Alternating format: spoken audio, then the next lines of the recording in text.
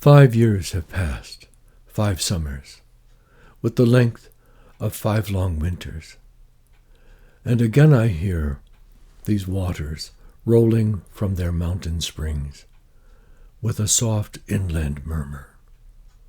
Once again do I behold these steep and lofty cliffs that on a wild secluded scene impress thoughts of more deep seclusion and connect the landscape with the quiet of the sky. The day is come when I again repose here under this dark sycamore and view these plots of cottage ground, these orchard tufts, which at this season, with their unripe fruits, are clad in a green hue and lose themselves mid groves and copses. Once again I see these hedgerows, hardly hedgerows, little lines of sportive wood run wild. These pastoral farms, green to the very door, and wreaths of smoke sent up in silence from among the trees, with some uncertain notice, as might seem of vagrant dwellers in the houseless woods, or of some hermit's cave, where by his fire the hermit sits alone. These beauteous forms, through a long absence, have not been to me as is a landscape to a blind man's eye, but oft in lonely rooms, amid the din of towns and cities, I have owed to them, in hours of weariness, sensations sweet, felt in the blood and felt along the heart, and passing even into my purer mind with tranquil restoration, feelings too of unremembered pleasure, such perhaps as have no slight or trivial influence on that best portion of a good man's life, his little nameless, unremembered acts of kindness and of love.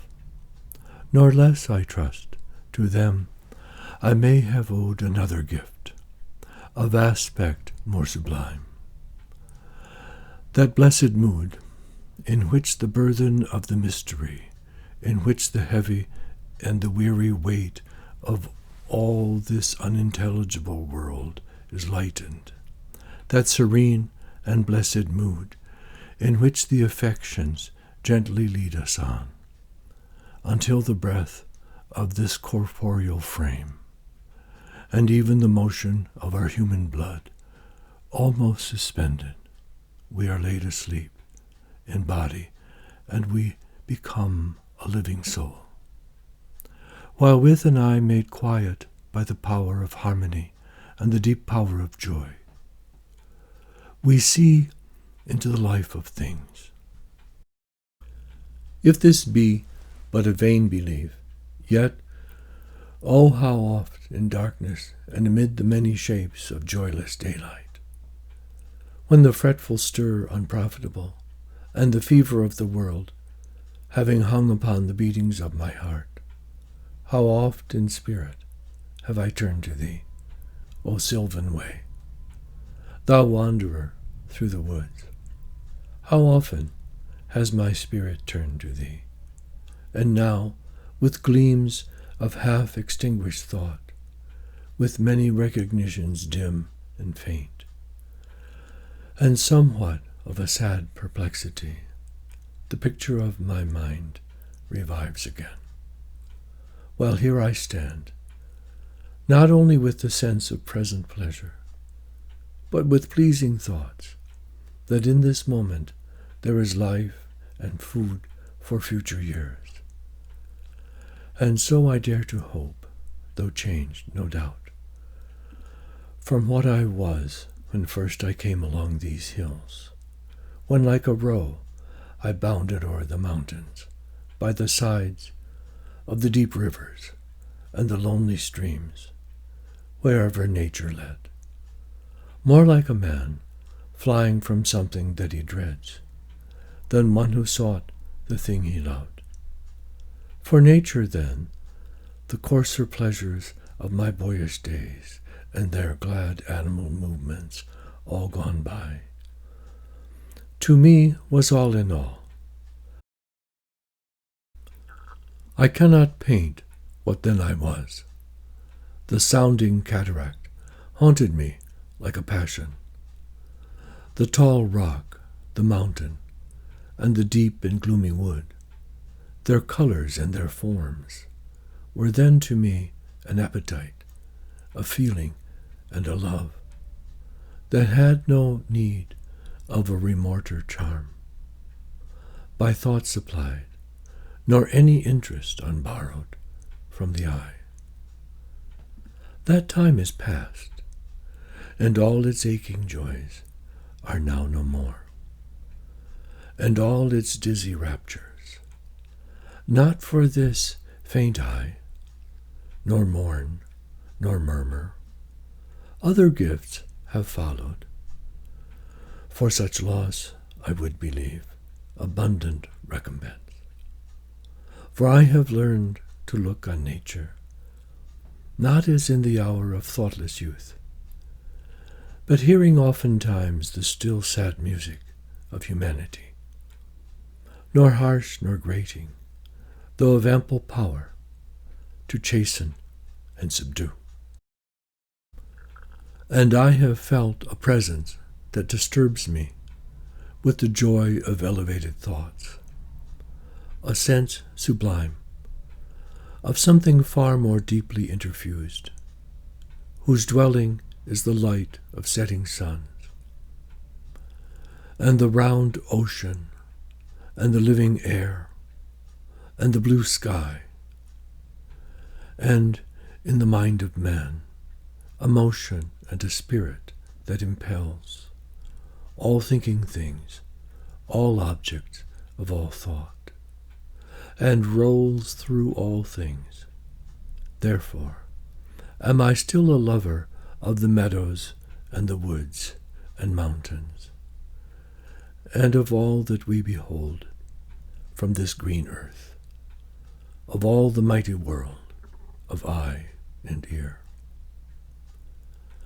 Both what they half create and what perceive, well pleased to recognize in nature and the language of the sense, the anchor of my purest thoughts, the nurse, the guide, the guardian of my heart and soul, and of my moral being.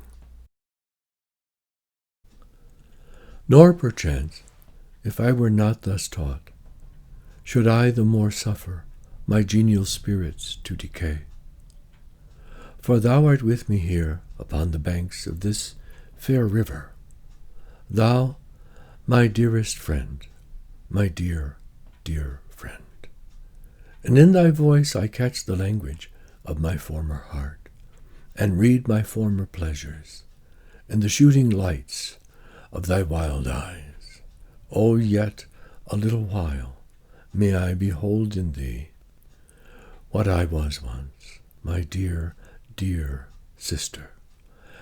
And in this prayer I make, knowing that nature never did betray the heart that loved her. 'Tis her privilege, through all the years of this our life, to lead from joy to joy. For she can so inform the mind that is within us, so impress the quietness and beauty, and so feed with lofty thoughts, that neither evil tongues, rash judgments, nor the sneers of selfish men, nor greetings where no kindness is, nor all the dreary intercourse of daily life, shall e'er prevail against us, to disturb our cheerful faith, that all which we behold is full of blessings. Therefore, let the moon shine on thee in thy solitary walk, and let the misty mountain winds be free to blow against thee, and in after years, when these wild ecstasies shall be matured into a sober pleasure, when thy mind shall be a mansion for all lovely forms, thy memory be as a dwelling place for all sweet sounds and harmonies. O then, if solitude or fear or pain or grief should be thy portion, with what healing thoughts of tender joy wilt thou remember me and these my exhortations?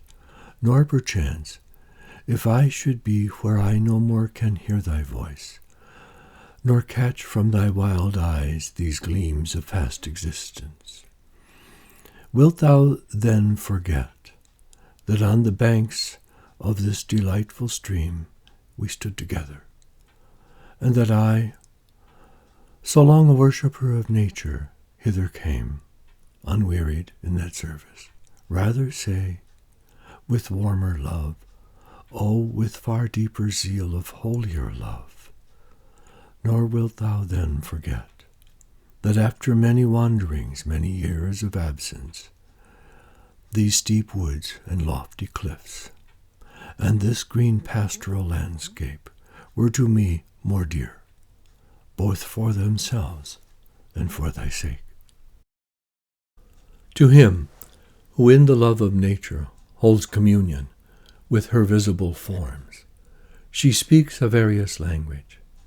For his gayer hours she has a voice of gladness, and a smile, and eloquence of beauty, and she glides into his darker musings with a mild and healing sympathy that steals away their sharpness ere he is aware. When thoughts of the last bitter hour come like a blight over thy spirit, and sad images of the stern agony, and shroud, and pall, and breathless darkness, and the narrow house, make thee to shudder and grow sick at heart, go forth under the open sky, and list to nature's teachings, while from all around, earth and her waters, and the depths of air, comes a still voice. Yet a few days, and thee, the all-beholding sun, shall see no more in all his course, nor yet in the cold ground, where thy pale form is laid, with many tears, nor in the embrace of ocean shall exist thy image. Earth that nourished thee shall claim thy growth, to be resolved to earth again, and, lost each human trace, surrendering up thine individual being, shalt thou go to mix forever with the elements, to be a brother to the insensible rock, and to the sluggish clod, which the rude swain turns with his share and treads upon. The oak shall send his roots abroad and pierce thy mold. Yet not to thine eternal resting place shalt thou retire alone, nor couldst thou wish couch more magnificent. Thou shalt lie down with patriarchs of the infant world, with kings, the powerful of the earth, the wise, the good, fair forms and hoary seers of ages past, all in one mighty sepulchre. The hills, rock-ribbed and ancient as the sun, the vales, stretching in pensive quietness between, the venerable woods, rivers, that move in majesty, and the complaining brooks, that make the meadows green, and, poured round all, old ocean's grey and melancholy waste, are but the solemn decorations, all of the great tomb of man. The golden sun, the planets, all the infinite host of heaven are shining on the sad abodes of death, through the still lapse of ages. All that tread the globe are but a handful to the tribes that slumber in its bosom. Take the wings of morning, pierce the Barcan wilderness, or lose thyself in the continuous woods, where rolls the Oregon, and hears no sound save his own dashings. Yet the dead are there, and millions in those solitudes, since first the flight of years began, have laid them down in their last sleep. The dead reign there alone. So shalt thou rest. And what if thou withdraw in silence from the living, and no friend take note of thy departure? All that breathe will share thy destiny. The gay will laugh when thou art gone, the solemn brood of care plod on, and each one as before will chase his favorite phantom. Yet all these shall leave their mirth and their employments, and shall come and make their bed with thee. As the long train of ages glide away, the sons of men, the youth in life's green spring, and he who goes in the full strength of years, matron and maid, the speechless babe and the gray-headed man shall one by one be gathered to thy side, by those who in their turn shall follow them. So live, that when thy summons comes to join the innumerable caravan which moves to that mysterious realm, where each shall take his chamber in the silent halls of death, thou go not like the quarry slave at night, scourged to his dungeon, but sustained and soothed. By an unfaltering trust approach thy grave, like one who wraps the drapery of his couch about him and lies down to pleasant dreams. Corn stalks quiver in the breeze. The air is so clear after the storm. A thin ripple of clouds spread low across the western sky, vermilion lined with gold in autumn. The poplar grove that edges into sumac on the rise where the sun sets makes a crazed crackle on the edge of the world. The furrowed fields turn to mounds and dimples under snow when winter comes. The wind gust that lifted the morning haze spread yellow leaves into the air. 1,000 confetti.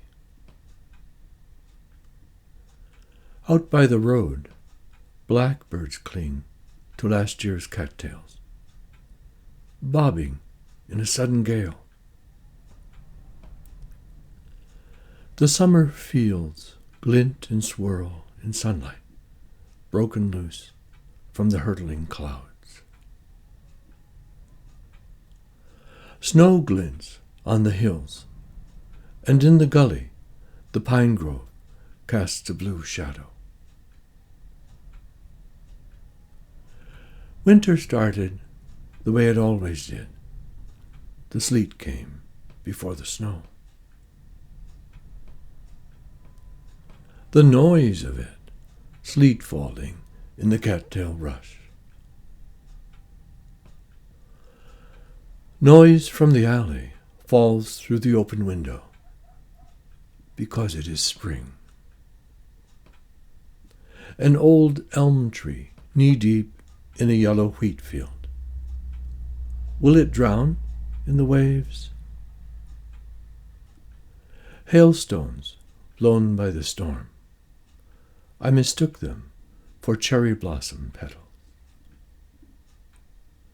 I stood studying Van Gogh's irises. The woman next to me wore lily-of-the-valley perfume.